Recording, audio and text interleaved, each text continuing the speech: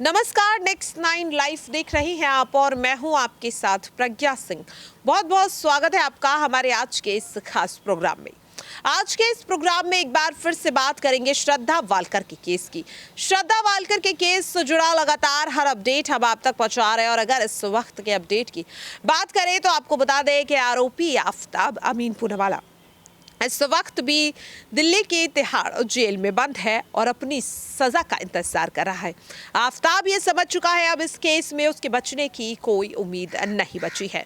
जब से इस केस की चार्जशीट दाखिल हुई, जब से यानी कि 24 जनवरी, जी हाँ आपको बता दें 24 जनवरी को फाइनली लगभग 72 से 75 दिन के इंतजार के बाद दिल्ली पुलिस ने श्रद्धा वाकर केस की चार्जशीट दिल्ली के साकेत कोर्ट में दाखिल कर दी। इस दौरान चार्जशीट में क्या कुछ सबूत शामिल है, किन किन बयानों को दर्ज किया गया है, किन किन गवाहों के इस चार्जशीट में नाम है और आखिरकार कौन सी रिपोर्ट्स इस चार्जशीट में दाखिल की गई है, इन सभी तमाम सवालों के जवाब दिए गए हैं दिल्ली पुलिस की ओर से। जी आपको बता दें कि आईपीएस मीनू चौधरी ने एक प्रेस कॉन्फ्रेंस करते हुए चार्जशीट को लेकर कई बड़े खुलासे किए हैं। आपको वो वीडियो भी दिखाएंगे, लेकिन इससे पहले आपको बता दें कि श्रद्धा वाकर के केस में सिर्फ चार्जशीट दाखिल कर देना इसका मतलब ये नहीं है कि इस केस में आफताब को सजा मिल चुकी है। ये एक पहली और काफ़ी ज़्यादा छोटी जीत मानी जा सकती है, क्योंकि श्रद्धा वालकर केस में चार्जशीट का दाखिल ना होना भी एक बड़ी नाकामी माना जा रहा था। दिल्ली पुलिस और महाराष्ट्र सरकार के सहयोग से, या यूँ कहे कि दोनों के आपसी सहयोग से, ये जो केस है काफ़ी ज़्यादा सुलझता हुआ दिखाई दे रहा है। आफताब के खिलाफ कई सबूत अब पुलिस के हाथ लग चुके हैं। लगातार जिस तरह से आफताब की मांग, आफताब के लिए वो कड़ी सजा की मांग देश के कोने कोने से की जा रही थी और अब उम्मीद जताई जा रही है कि आने वाली 7 फरवरी को कोर्ट वो सजा आफताब को सुनाएगा। जी आपको बता दें कि 7 फरवरी को ही कोर्ट श्रद्धा वाकर के केस की चार्जशीट पर संज्ञान लेगा।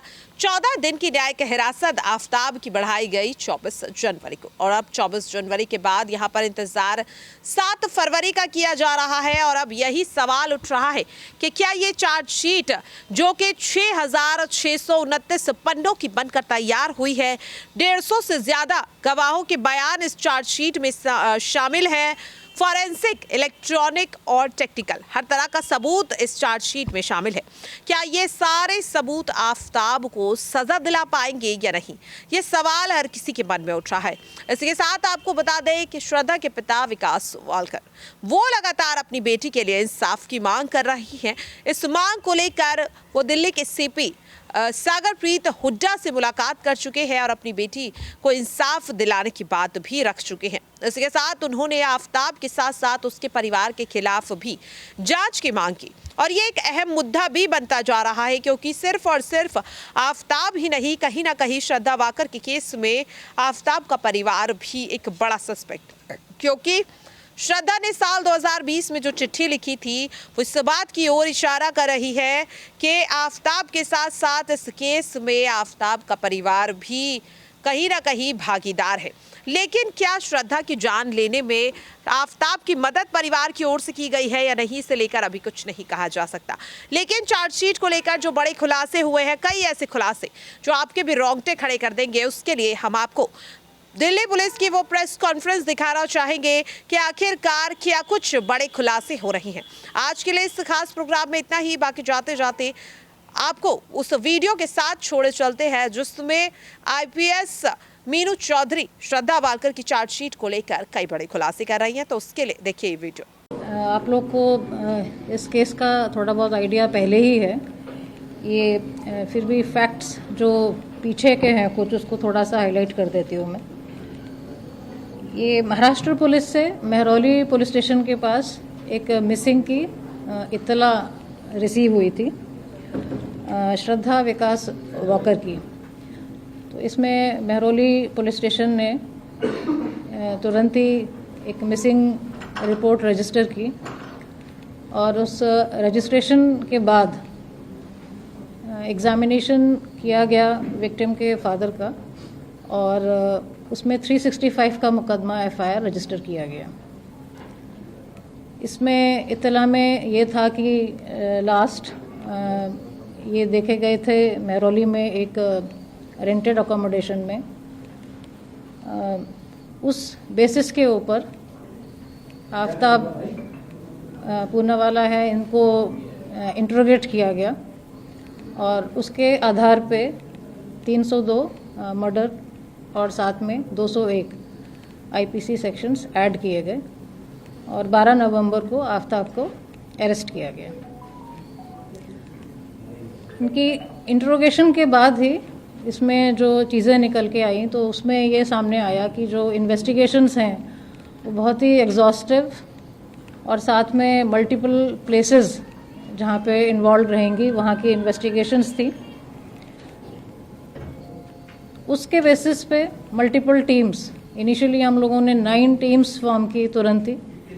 एक एसआईटी का भी गठन हुआ डीसीपी साउथ के अंडर और टीम्स को डिस्पैच भी किया गया। से for example Himachal Pradesh, Maharashtra, Delhi itself और साथ में कुछ लोकेशंस हरियाणा, गुरुग्राम की भी इसमें हमें इन्वेस्टिगेट सभी पहलुओं से करनी थी, एविडेंसेस को लिंक करने के लिए और सर्कमस्टांसेस को उस प्रकार से इस्टेब्लिश करने के लिए। इसमें जो इंट्रोगेशंस में आया था कि बॉडी पार्ट्स डिस्पोज किए गए हैं, तो उसकी रिकवरीज करने के लिए मल्टीपल सर्च टीम्स बनाई गई और बेसिकली छतरपुर एरिया में महरौली के काफ़ी बड़ा वहाँ पे जंगल एरिया है और उसमें एक्यूज के इंस्टांस पे हम लोग कुछ body parts basically bones recover कर पाए। जो इसमें सर्चेज हैं वो ऑपरेशंस भी multiple days, multiple teams, multiple times की गई और ये लोकेशंस में भी जैसे यहाँ दिल्ली में की गई, गुरुग्राम में भी की गई, इंक्लूडिंग महाराष्ट्र में 1-2 प्लेसेस का आ रहा था जहाँ पे था कि कुछ आइटम्स डिस्पोज किए गए हैं, उन जगह पे भी सर्चेस की गई। तो बहुत ही अराउंड अगर हम पूरा एस्टिमेट करें तो काफ़ी लंबे समय से उसके मल्टीपल एग्जामिनेशंस के बाद ये सर्चेस का दौर चला।